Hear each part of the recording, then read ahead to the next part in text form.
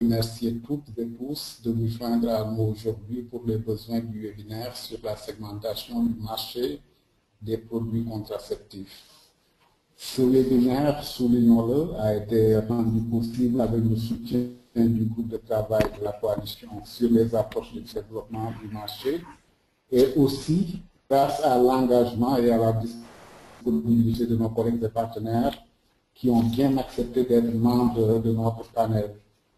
La session d'aujourd'hui revêt aussi une grande importance pour les membres du Forum SECONAF, qui, rappelez-vous, a eu à organiser un atelier régional sur les approches de marché total pour la planification familiale en juin 2014 à Dakar. Et lors de cet atelier, une forte demande avait été exprimée pour une orientation plus approfondie sur la segmentation du marché.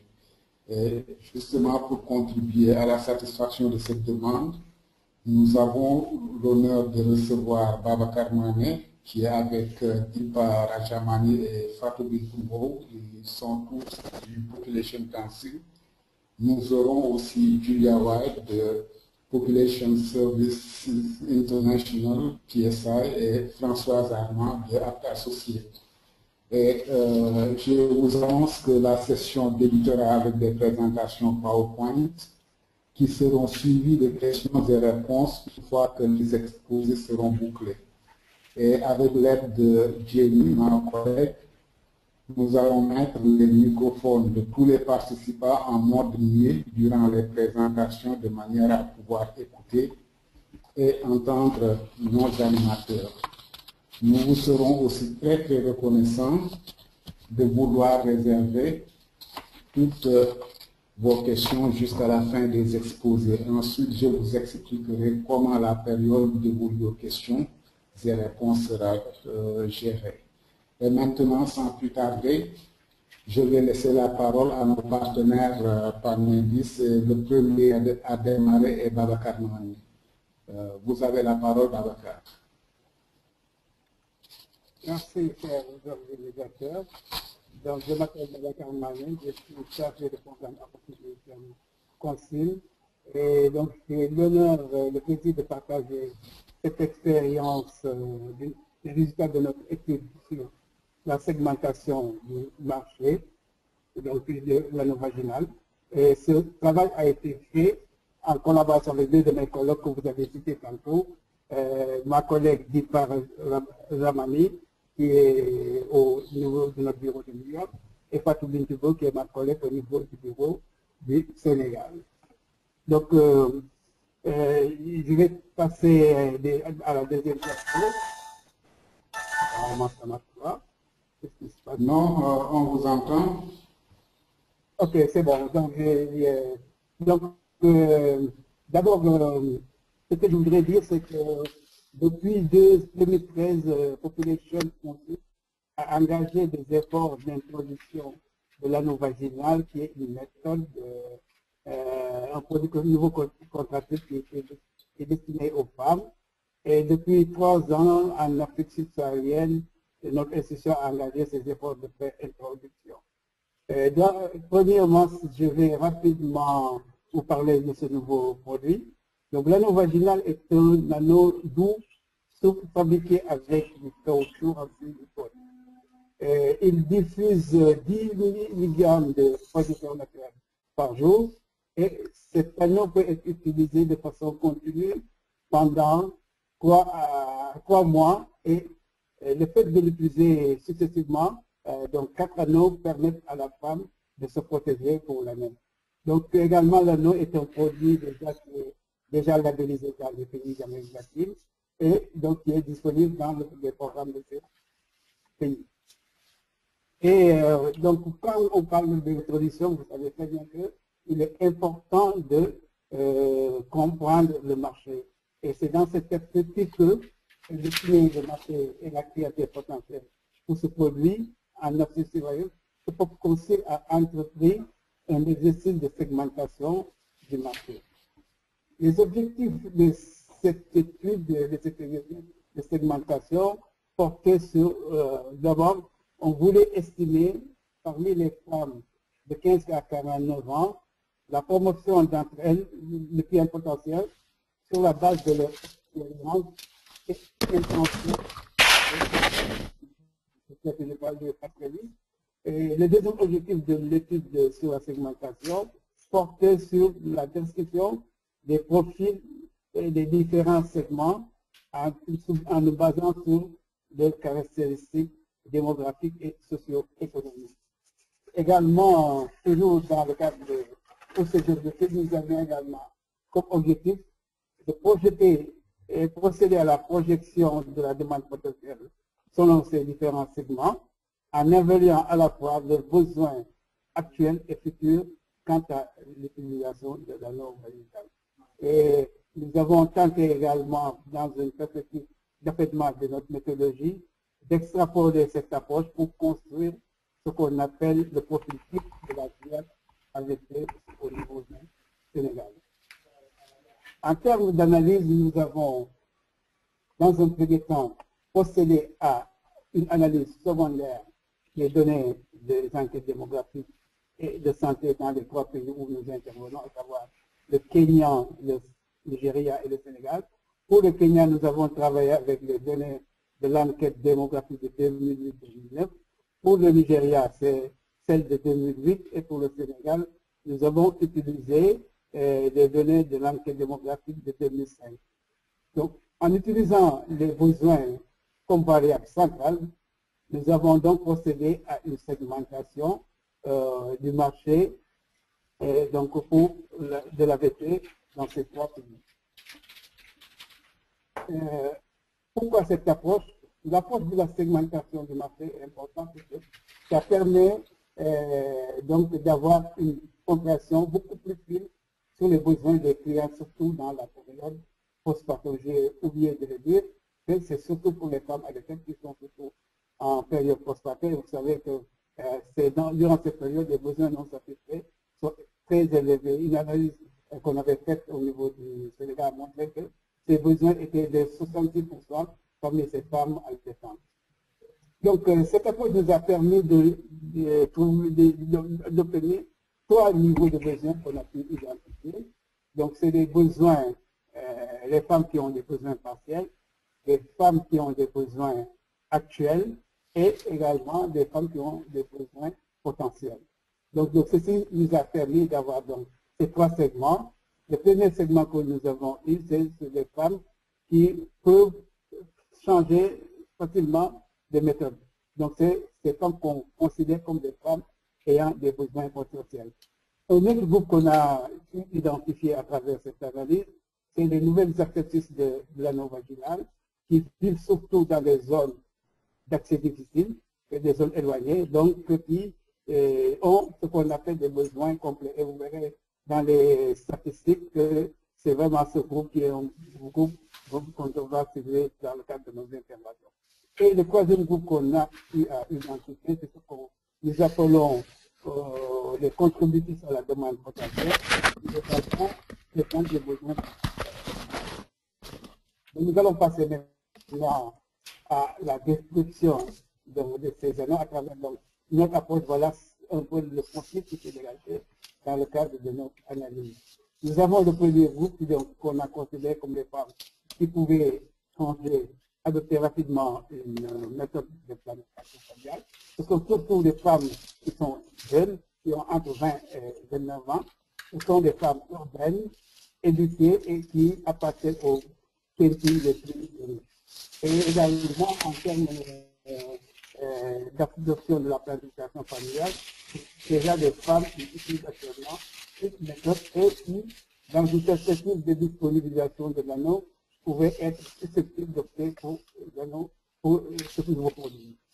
Nous avons également pour toujours le deuxième groupe, c'est ce qu'on appelle les nouvelles perspectives de l'AVP, qui sont des femmes qui vivent généralement dans des zones rurales, donc dans des zones d'accès difficiles. Et ce sont toujours des femmes également qui sont très jeunes, qui vivent dans un milieu rural et qui, du point de vue de l'éducation, ont un niveau d'éducation bas et également qui appartiennent aux quintiles les plus pauvres. Et souvent les femmes qui n'utilisent pas une méthode de planification familiale, mais quand même qui sont de nouvelles attitudes de la planification familiale. Et à travers, on sait que l'exposition au message permettait de recruter ces femmes. Et donc, comme je l'ai dit tantôt, c'est des femmes qui sont difficiles à atteindre, que les ont des problèmes d'accessibilité au service de planification familiale. Le troisième groupe qu'on a pu identifier, c'est ce qu'on appelle les contributrices à la demande pour la carrière de la société. Ce sont toujours des femmes qui sont très jeunes et qui peuvent être également des sources potentielles pour l'utilisation de la planification. Donc, qui, dans le cadre de leur perspective, souhaiteraient, auront certainement besoin d'utiliser une méthode de planification. Et il est important donc pour ces femmes de pouvoir les conseiller à utiliser le voisinage dans le pays. Donc, c'est les femmes qui ont des besoins d'action. Et en termes de chiffres, on a vu que c'est surtout le groupe des femmes de nouvelles activités, des femmes en général, qui constitue la source la plus potentielle, puisqu'elle représente, pour le cas du Sénégal, 19% du marché potentiel. Pour les femmes, les deux autres groupes, nous avons 2% du marché potentiel que ces groupes-là représentent. Et nous ne sommes pas arrêtés là. Suite à cette analyse de la segmentation du marché, nous avons tenté d'affiner un peu ce profil-là en utilisant un peu une autre approche complémentaire, donc qui porte sur des entretiens approfondis pour essayer de construire le profil type de ces clients-là. Et en effet, cette analyse, cette approche nous a permis pour un meilleur éclairage sur les intentions en matière de planification familiale, quels sont les cycles de vie et surtout quelles sont les observations en matière dans la vie. Et ce questionnaire donc, a été utilisé donc, pour essayer de voir les activités quotidiennes et nous avons utilisé surtout ce qu'on appelle une discussion libre pour avoir le maximum d'informations. Cet exercice est terminé au niveau du Sénégal et nous sommes en train de les poursuivre au niveau des deux autres pays, le Kenya et le Nigeria. Donc pour le Sénégal, voilà un peu le profil qui a été dégagé. En termes de caractéristiques démographiques, comme je l'avais dit, les analyses approfondies des études avaient montré, ce sont surtout des femmes qui sont jeunes, les entités qu'on a menées ont montré que c'était des femmes qui avaient entre 22 et 29 ans, qui étaient mariées. La plupart d'entre elles venaient d'avoir le premier enfant, c'est des filles et qui avaient un niveau d'éducation, un niveau financier assez bas. Si on se réfère à l'occupation professionnelle, c'est souvent des femmes qui sont au foyer, donc on appelle communément ménagères, mais quand même qui ont bénéficié d'une formation professionnelle, qui ont soit exercent le métier de coiffeuse, mais pour des raisons familiales, étaient restées à la maison, mais elles ont affirmé une aspiration à exercer une activité économique, ce qui explique leur propension à vouloir utiliser la novoisinage. Et si on prend également, toujours on se réfère à l'aspiration individuelle, notamment, c'est ces femmes qui tiennent beaucoup à préserver leur apparence physique. Elles veulent maintenir leur parce qu'elles pensent qu'avoir trop d'enfants, ça leur permet les mène à vieillir assez vite. Et c'est des femmes qui sont jeunes, mais qui veulent vraiment avoir un bon, ce qu'on appelle, look vis-à-vis de le voisinage. Et c'est des femmes également qui accordent une importance à l'éducation des enfants, à leur propre santé. Et donc, ceci vraiment est une source de motivation pour l'adoption de la non-voisinage. Et donc, comme je l'ai dit, elles ont des perspectives en termes d'activité économique et professionnelle. Et nous avons essayé de creuser pour voir également quelles sont leurs préférences en matière de fécondité, également leur attitude vis-à-vis de la planification familiale. Donc, pour la taille de la famille, ça varie entre 2 et 5 enfants. Donc, ça fait, on comprend, c'est le contexte mais surtout c'est les femmes qui ressentent le besoin d'avoir des intervalles entre les naissances qui est qui a un minimum de 2 ans. Et nous avons vu que c'est les femmes, bien qu'elles soient prénitales, elles veulent avoir quand même des espacements assez longs de 5 ans. Et donc, ça leur facilement la planification familiale. Nous avons essayé également de comprendre quelles étaient les motivations pour le choix de l'AVP. Et la raison fondamentale qu'elles ont soulevée, c'est que l'agneau était un produit d'utilisation. L'activité dont je vais vous parler maintenant est un exemple d'utilisation de la segmentation du marché à des fins afin d'assurer la sécurité de la... Donc, il y a une utilisation facile. Donc, la femme, c'est une méthode qui est autocontrôlée par la femme. Elle n'a pas besoin d'aller tout le temps dans un site de santé pour et elle pense qu'également, il y a eu peu d'effets secondaires par rapport à l'utilisation de l'anneau, si elle le compare à d'autres méthodes. Et surtout, c'est une méthode qui est peu contraignante parce que l'anneau, par exemple, comme pour l'appeler, il faut, dès que nous dit on est exposé, si on prend l'anneau pendant 3 mois, on est tout à fait couvert. Donc, la combinaison de ces deux approches, les analyses secondaires et les entretiens approfondis pour de profiter nous donne déjà une vision assez claire des campagnes de sensibilisation qu'on devait mettre pour atteindre ce marché pour le vaccinal. Donc, en conclusion, ce que je peux dire, c'est que l'approche de la segmentation du marché a été une approche qui nous a permis vraiment d'avoir une compréhension claire des différents segments que nous devions cibler dans nos campagnes d'information pour assurer une bonne introduction de ce produit dans nos différents pays. Et donc, nous allons intégrer tous ces approches dans l'étude de segmentation du marché pour vraiment dresser un profil qui serait vraiment robuste. Et pour terminer, nous, avec mes collègues, nous remercions les organisateurs de nous avoir donné l'opportunité de partager ces résultats. Et donc, nous serons très heureux de prendre vos questions et d'essayer d'apporter les éclairages à ces questions. Je vous remercie. Merci Babacar. Maintenant, nous passons la parole à Julia White de PSI. Julia, vous avez la parole. Merci beaucoup. Est-ce que tout le monde peut m'entendre et voir mon écran? Je ne vois pas encore l'écran, mais on vous entend bien. L'écran est là, merci. Ok, très bien. Donc, bonjour tout le monde. Moi, je m'appelle Julia White. Je suis conseillère technique à PSI et j'ai l'honneur aujourd'hui de présenter un peu des données de l'importance d'une analyse de segmentation pour augmenter la demande dans une approche du marché total du planning familial au Cambodge. Et ça, c'est grâce à mes collègues au Cambodge, surtout à Yasmin Madan, qui est le Private Sector Team Leader maintenant à PSI, mais pendant qu'on a fait toute cette étude, elle était le représentant résident à PSI. Donc, je veux commencer, je vais donner un peu de contexte pour mieux situer l'analyse de segmentation du marché dans notre approche du marché total. PSI avait un programme de méthode à courte durée d'action existant depuis plusieurs années au Cambodge qui était fortement subventionné, basé sur une distribution directe et avec des communications de nos marques.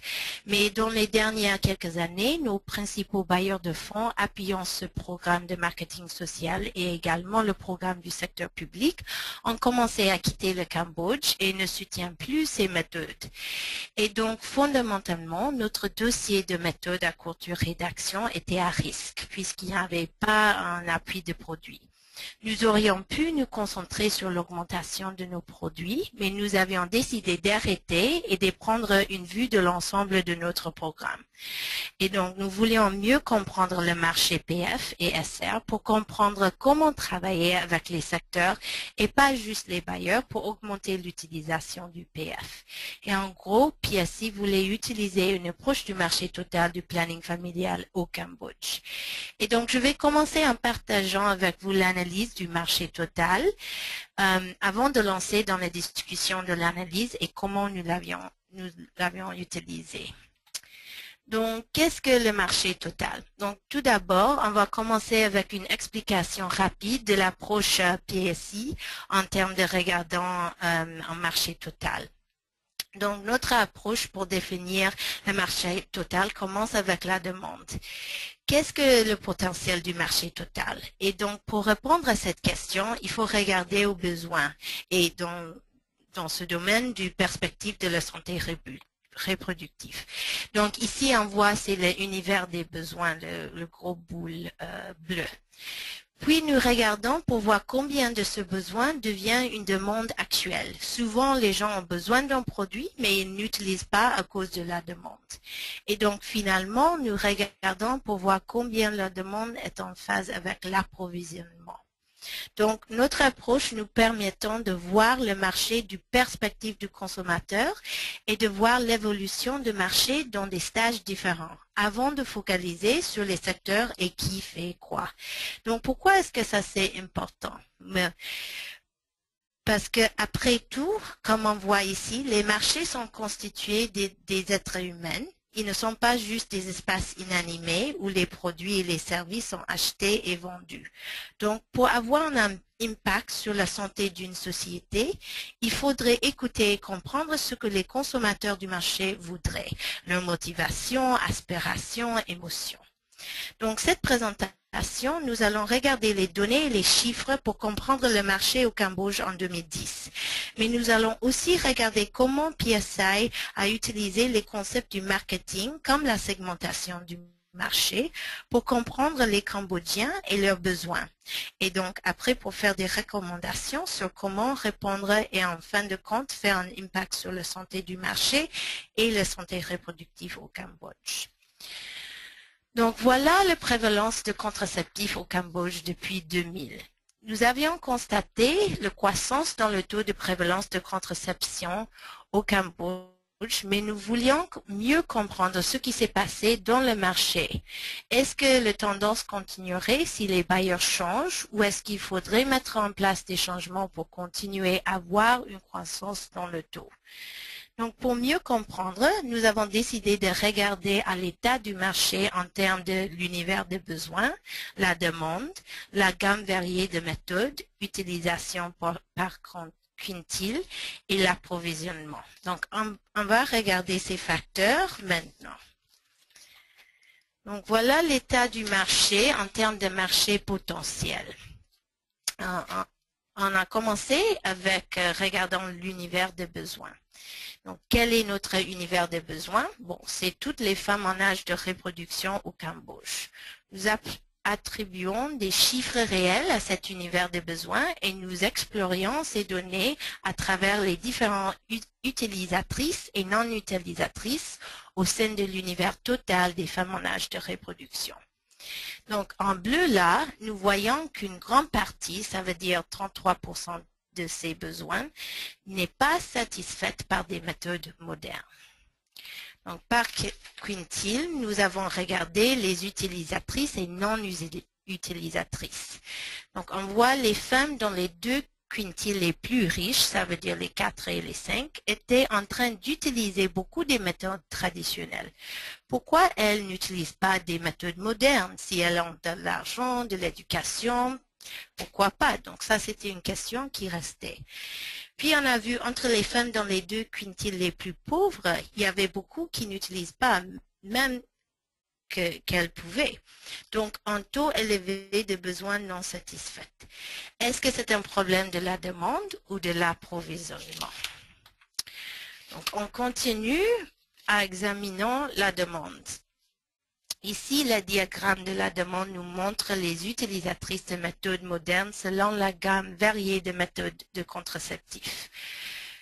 Et on voit ici une majeure partie de cette demande est pour les méthodes à courte durée d'action, ce qui nous montre que nous avons un marché où la demande est fortement asymétrique.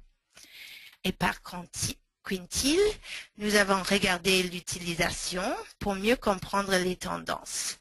En regardant sur tous les quintiles, on voit que la majorité des femmes utilisaient des méthodes à court terme, surtout la pilule et l'injectable. Le pourcentage d'utilisation des méthodes à longue durée d'action, comme les implants et les DIU, est beaucoup moins, avec une utilisation plus haute dans les quintiles plus riches.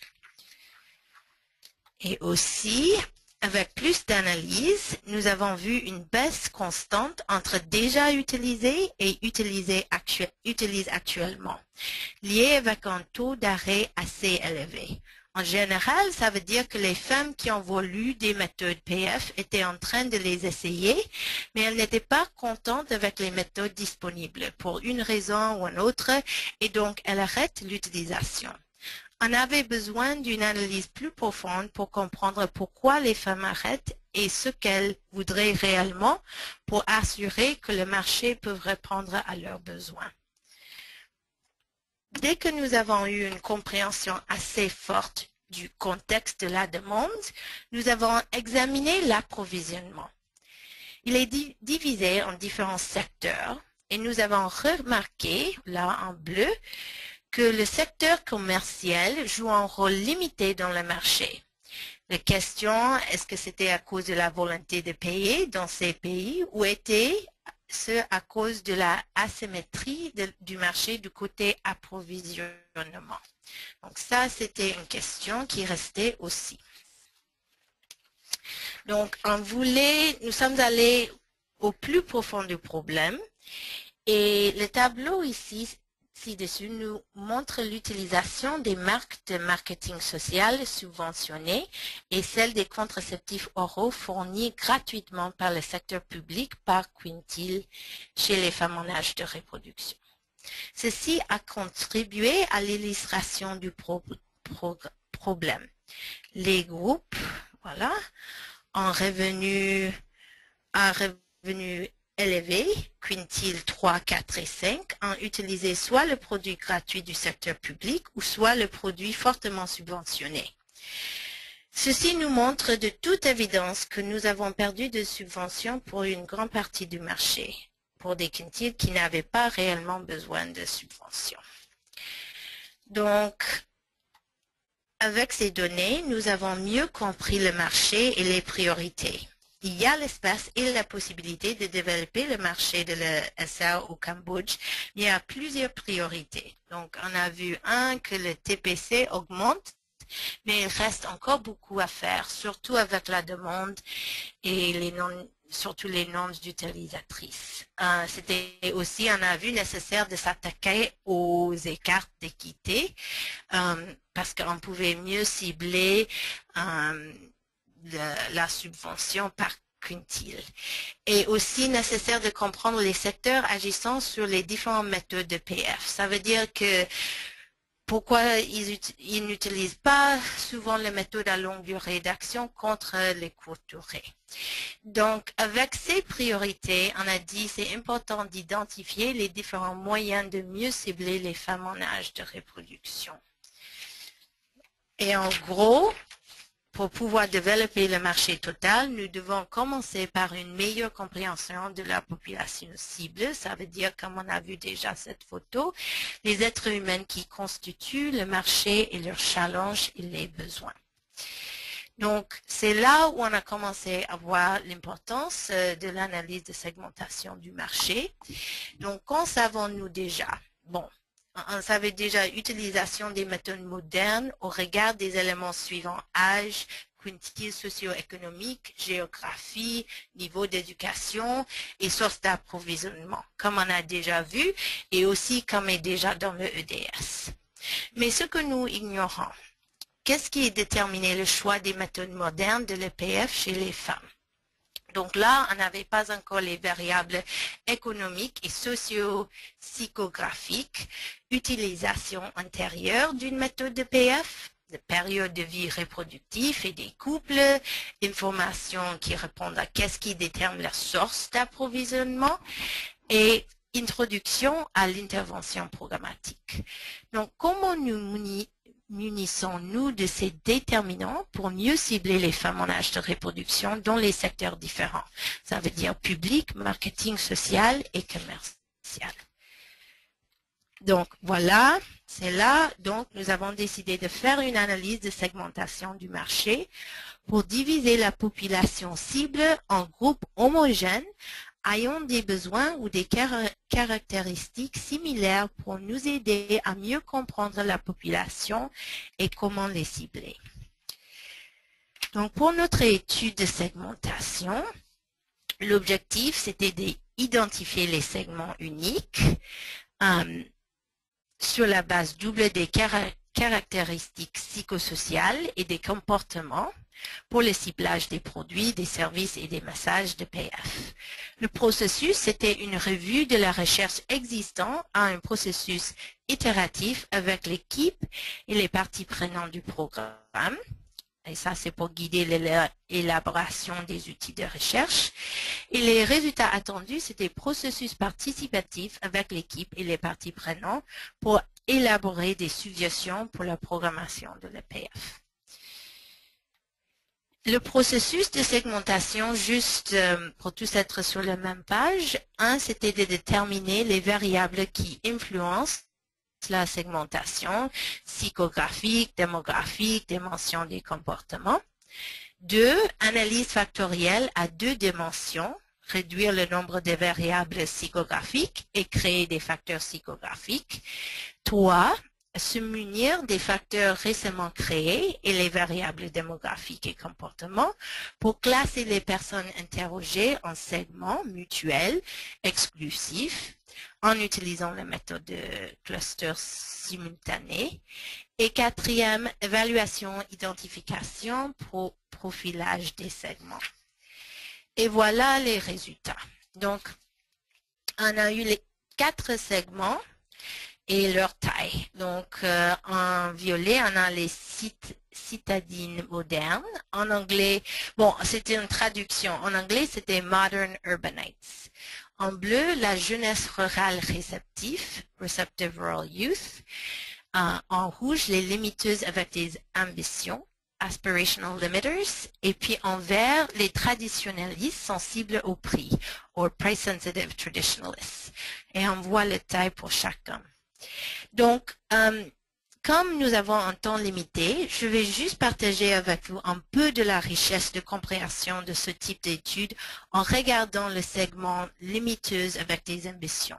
Je vais juste vous donner une idée et pas tous les détails. Donc, comme je dis, voilà un peu l'exemple. Je ne vais pas lire toute l'information qui est là, mais c'est là l'analyse de segmentation. On a d'informations démographiques, psychographiques et comportements sur le segment limiteuse avec des ambitions.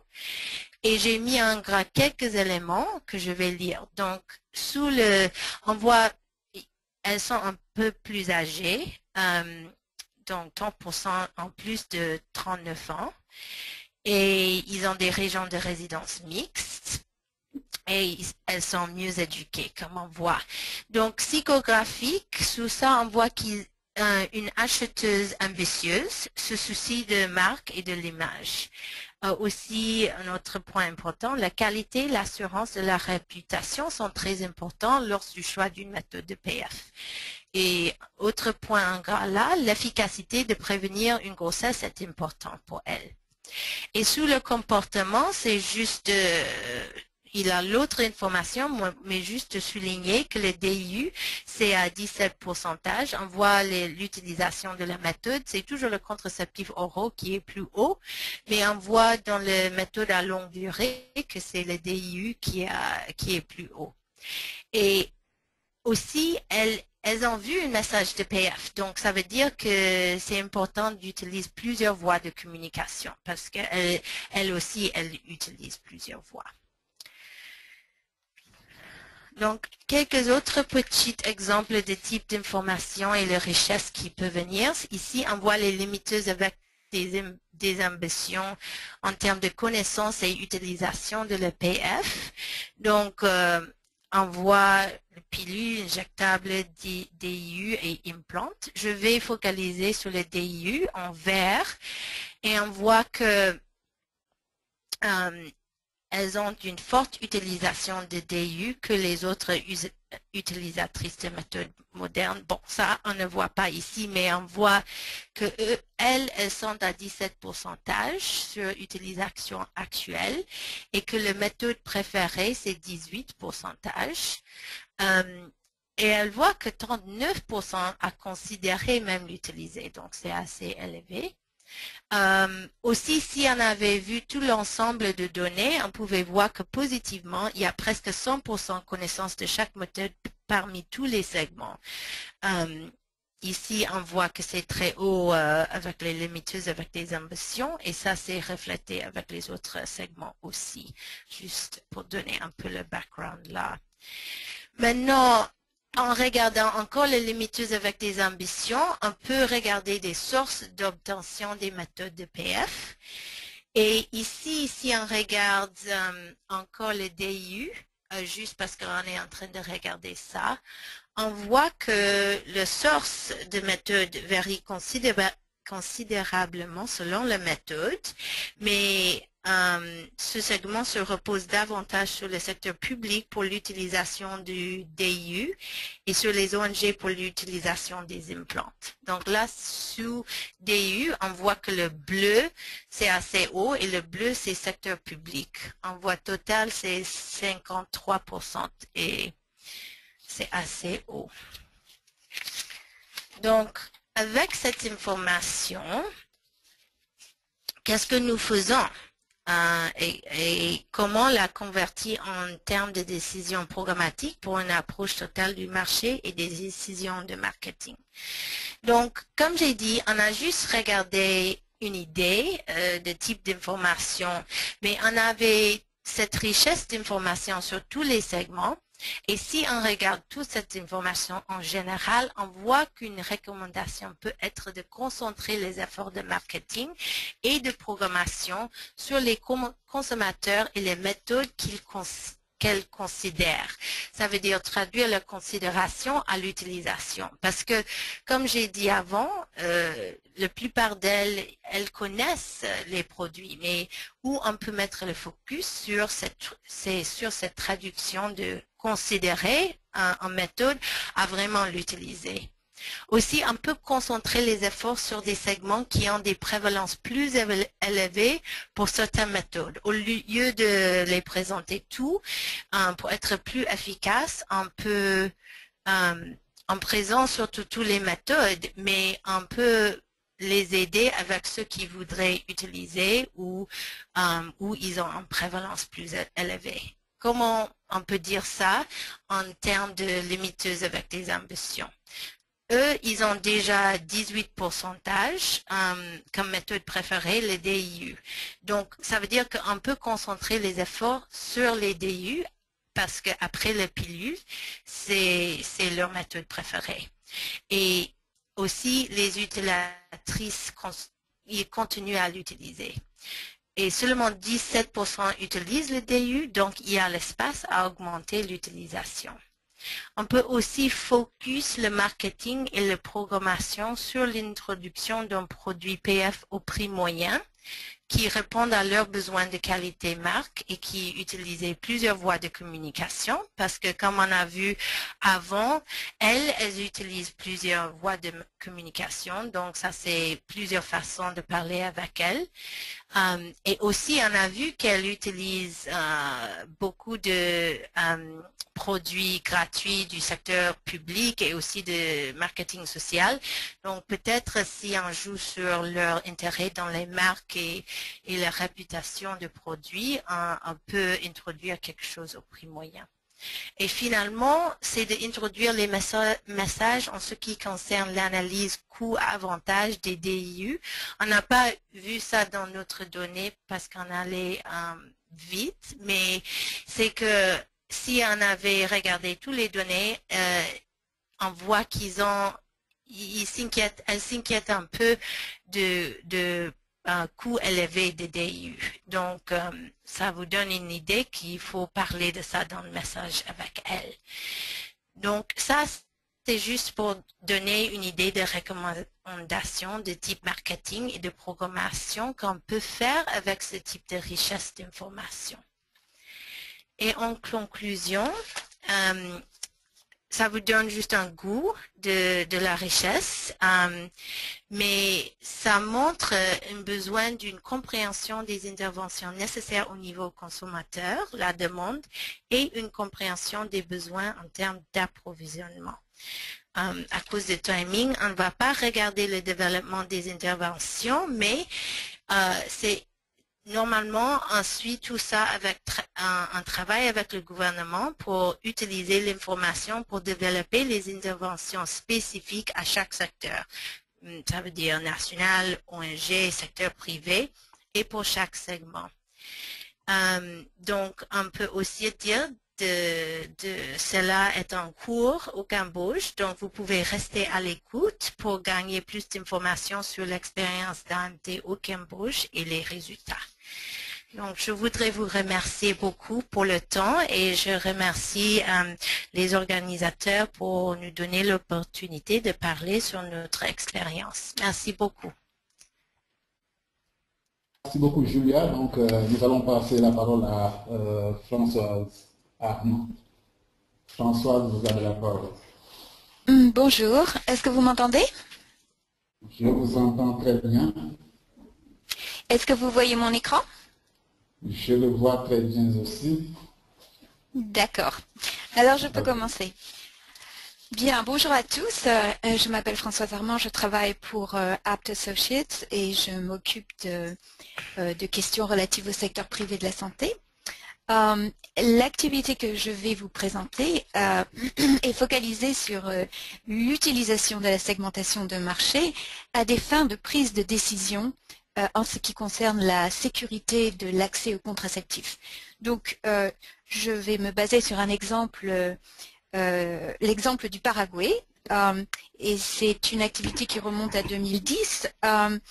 À cette époque, la mission USAID commence à mettre en place un processus de retrait de son soutien au programme de planification familiale qui avait duré pendant très longtemps, pendant à peu près 15 ans.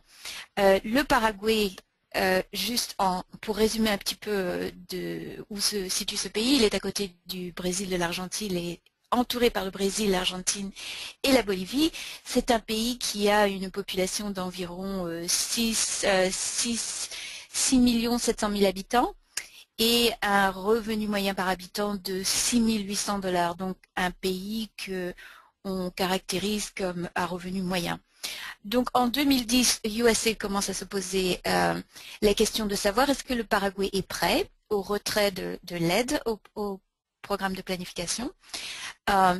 Et donc, l'activité qu'on nous a confiée en tant que projet financé par USAID qui se penche sur les questions du secteur privé était une étude du marché des contraceptifs en utilisant une approche totale du marché. Donc, nous avons d'abord utilisé une approche qui inclut à la fois une analyse de la demande et une analyse de l'offre.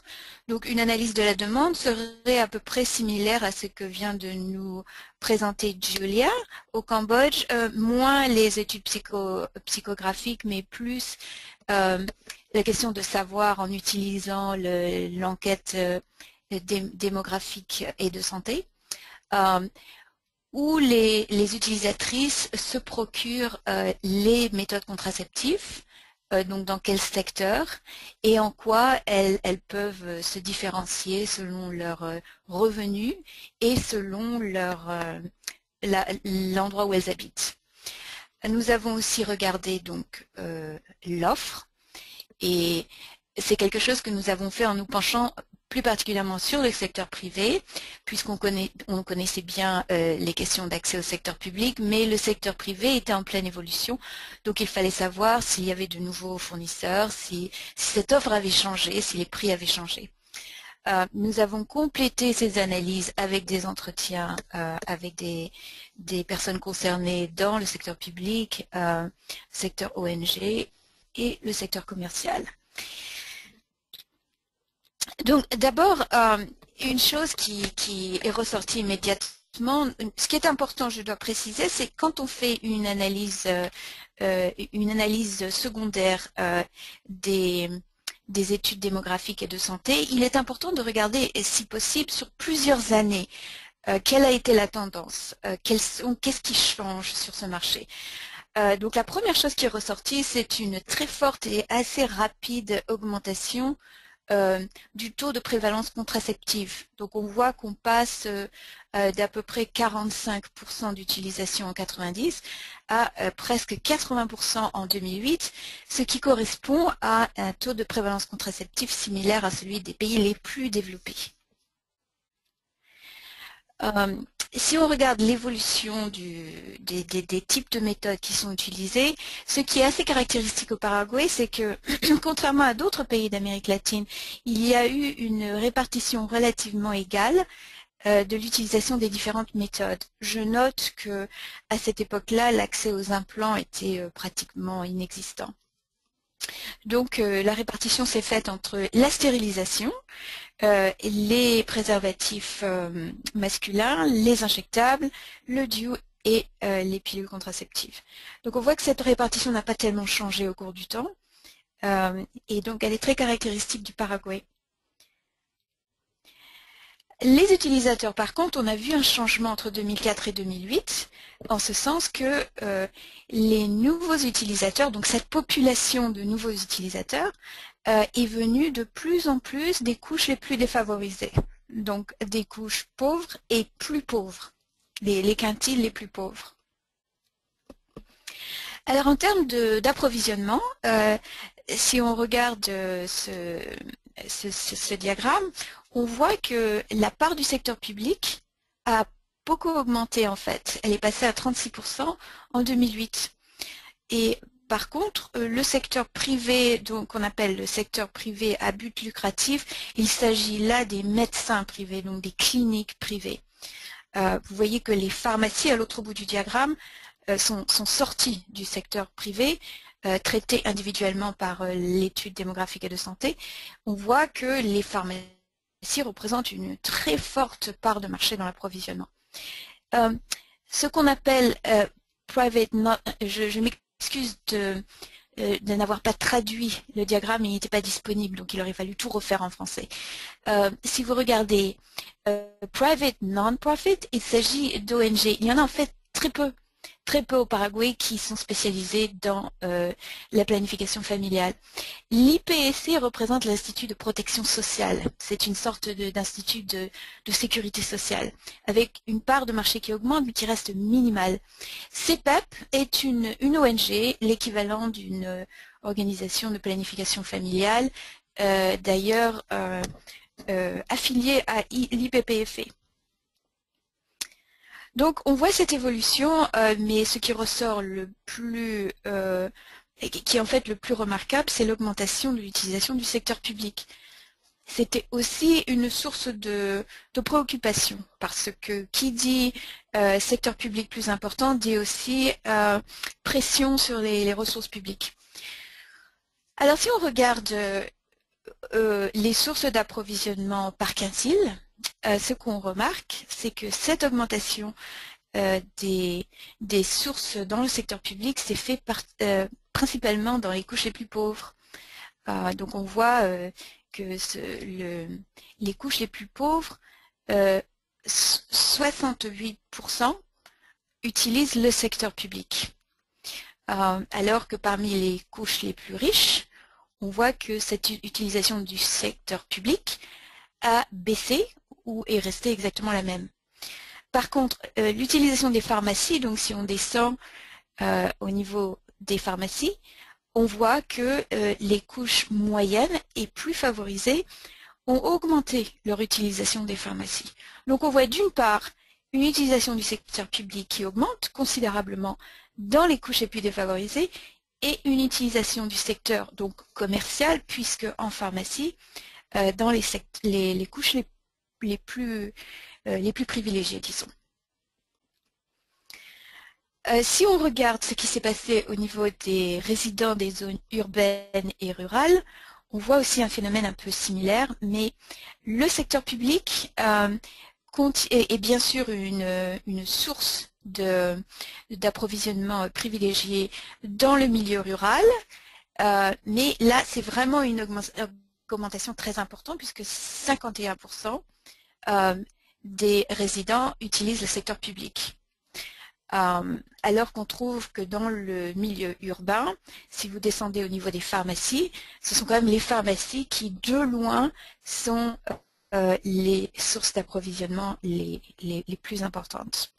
Donc là encore, une espèce de dichotomie entre l'approvisionnement en secteur public dans les régions rurales et l'approvisionnement en secteur commercial dans les régions urbaines.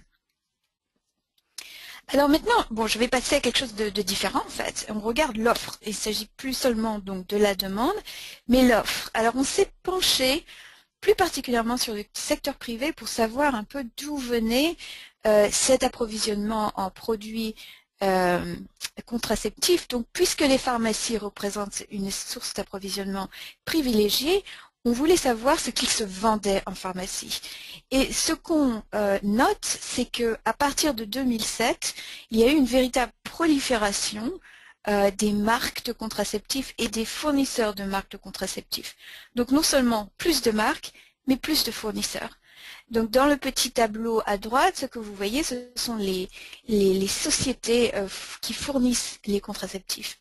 Et il s'agit de producteurs, pas seulement de distributeurs ou d'importateurs, mais il s'agit vraiment de producteurs.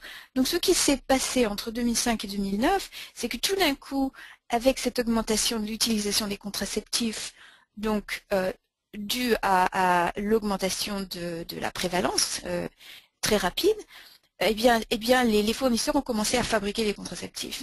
Et le Paraguay est comme d'autres pays d'Amérique latine, un pays producteur de produits pharmaceutiques. Donc les usines locales ont tout simplement commencé à fabriquer en particulier des contraceptifs oraux qui sont en très forte demande en faisant tout simplement des copies d'autres produits comme ceux de Schering par exemple ou de Merck. Il reste je note avant de passer à l'autre diapositive que PSI Paraguay donc reste fournisseur de contraceptifs oraux au Paraguay, et il s'agit là d'un produit contraceptif oral qui, je crois, n'est pas du tout subventionné. Julia pourra peut-être le confirmer. Donc, c'est un produit à prix très modéré, mais qui n'est plus subventionné. Alors, donc, la conclusion que nous avons tirée de cette étude, c'est, je viens donc de le dire, les nouveaux utilisateurs sont apparus dans des régions et dans des couches démographiques qui étaient préalablement mal desservies. Et ces nouvelles utilisatrices se sont servies en majorité dans le secteur public. Le secteur commercial continue d'être une source privilégiée d'approvisionnement, mais surtout dans les classes moyennes et élevées et dans les milieux urbains. Alors évidemment, cette tendance, a priori, il n'y a pas vraiment un problème. Il semble que ce soit une segmentation de l'offre et de la demande. D'abord qui ne laisse pas de trous, disons, et qui en plus correspond à une certaine équité.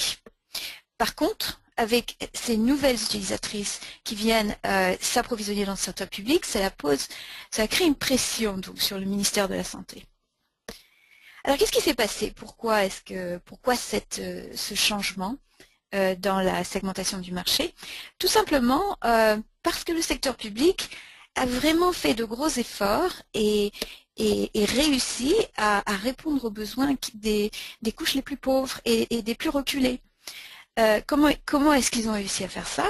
D'abord, bon déjà, les utilisatrices sont venues en plus grand nombre parce que le ministère de la Santé a décidé de diminuer les contributions que devaient payer les utilisatrices dans les cliniques publiques. C'est-à-dire que maintenant, tout était gratuit.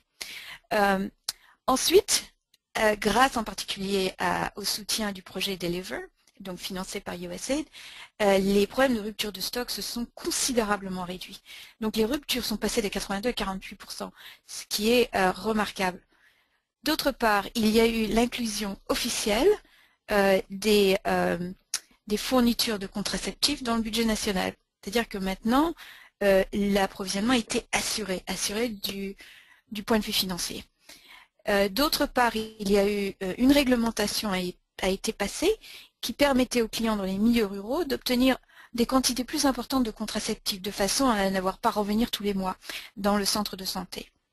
Et finalement, il y a eu aussi une circulaire qui a rendu obligatoire le stockage des contraceptifs dans tous les centres de santé publics et pas seulement certains centres. Alors, qu'est-ce qui s'est passé dans le secteur privé? Parce que là aussi, il y a eu quand même des changements et surtout un dynamisme de l'offre qui était sans précédent. Donc, ça, c'est assez facile à comprendre. Il y a eu, d'une part, augmentation de la demande. Il y a eu une réduction des subsides. C'est-à-dire que là où on avait autrefois un fort subventionnement des produits contraceptifs de la part de USAID, soit par un programme, à travers un programme de marketing social, soit le financement de l'ONG dont j'ai parlé un petit peu plus tôt, CPEP, il y a eu une réduction très très forte de ces subsides, ce qui fait que tout d'un coup, le marché s'ouvre pour les fournisseurs commerciaux. Et enfin, le marché paraguayen est très dynamique au niveau de la production de produits génériques. Donc, la production des produits génériques a permis de lancer beaucoup de produits à des prix modérés. Et vous voyez dans le tableau à droite que vous avez une fourchette de prix de contraceptifs heureux qui est très variée. Donc, le plus bas étant tout en bas Parapharma, donc une entreprise paraguayenne qui produit un contraceptif oral à 1,06 $. Donc c'est le prix le plus bas. Le prix le plus élevé est, comme on s'y attend, un produit de sharing, donc leur haut de gamme à 6 $. Mais vous voyez une grande prolifération de marques. Alors, qu'est-ce qui s'est passé après que nous ayons conclu cette étude? En fait, nos recommandations étaient de ne pas toucher nécessairement à la segmentation du marché, de ne pas essayer d'orienter les gens plus vers le secteur privé de façon à diminuer la pression sur le secteur public, mais au contraire donc d'assumer le fait qu'il s'agissait là d'un grand progrès du secteur public et donc bien sûr de continuer à assurer ces services publics, mais en même temps d'investir un peu plus sur CPEP, qui est une ONG assez importante au niveau des services. Elle accueille beaucoup d'utilisatrices de revenus moyens et faibles, et donc de continuer à aider cette ONG à assurer également qu'elle avait des sources d'approvisionnement pour des contraceptifs de façon à les mettre à disposition à des prix subventionnés. Donc de ne pas totalement abandonner le secteur ONG qui reste très important, surtout dans ce cas de figure. D'autre part, la USAID a renforcé aussi son soutien au comité paraguayen de sécurité contraceptive, qu'on appelle les DAIA en Amérique latine. Ces comités sont importants puisqu'ils aident les gouvernements à, disons, à assurer une vigilance sur le marché des contraceptifs pour éviter justement qu'il y ait une inflation des prix et aussi pour donc surveiller que les contraceptifs continuent d'être disponibles dans le secteur public, donc dans les cliniques publiques où ils sont a priori gratuits. Voilà, donc c'est un organisme de vigilance. Le petit tableau de droite correspond en fait à une activité de Shops qui a visé à augmenter la part de cet organisme de sécurité sociale, donc qui fournit des produits contraceptifs à des prix très bas pour les employés, donc les employés du secteur public et privé, avec des contributions qui viennent des impôts.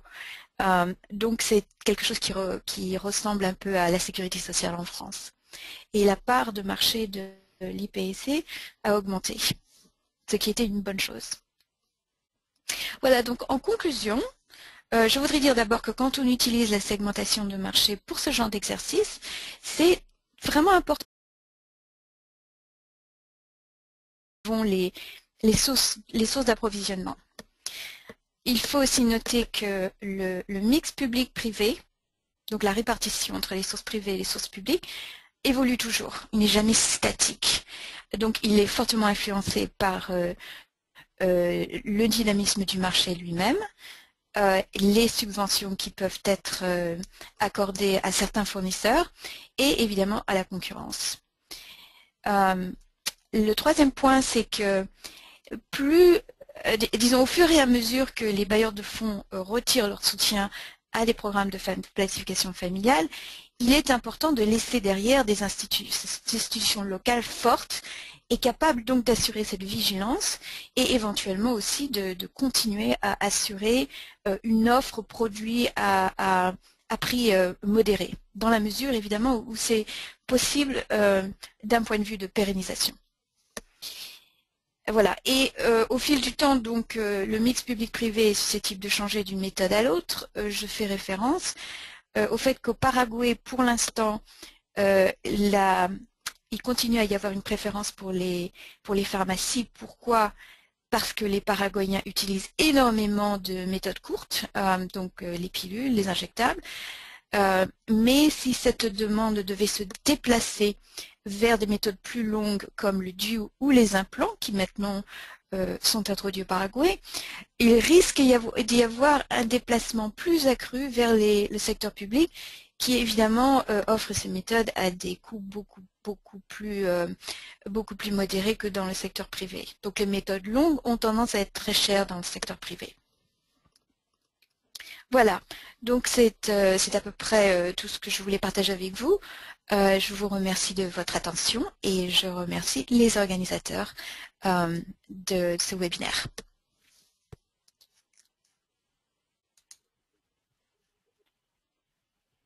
Merci Françoise. Donc nous allons en profiter pour remercier tous les présentateurs avec ces présentations très riches en informations qui n'ont pas manqué sûrement de susciter des questions.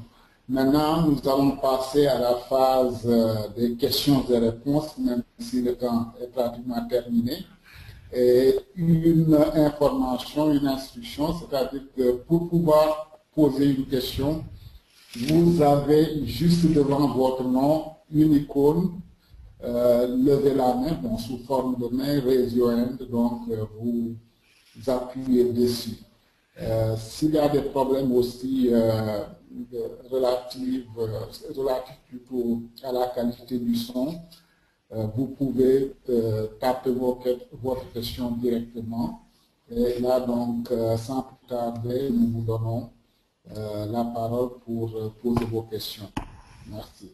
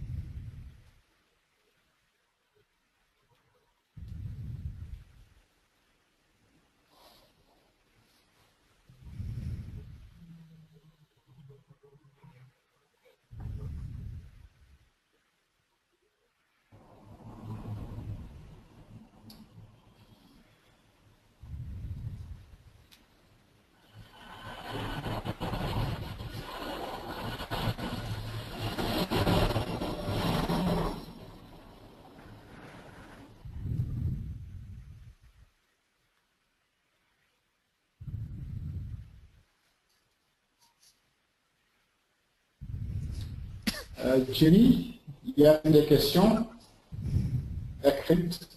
Peut-être je n'ai pas reçu des questions, donc je pense qu'on peut terminer le webinaire et continuer les discussions sur le listeur.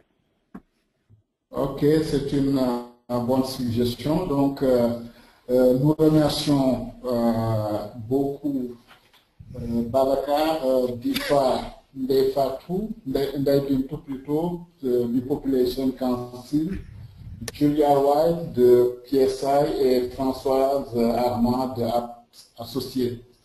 Comme dit, nous allons continuer la discussion à travers notre listserv de Saconas. Et je porte aussi à votre connaissance que ce webinaire a fait l'objet d'un enregistrement qui sera disponible au niveau du site de la coalition. Donc, je vous remercie et à la prochaine séance de webinaire sur les questions qui intéressent la coalition et ses membres. Merci beaucoup. Merci, au revoir. Merci, Vedra. À bientôt.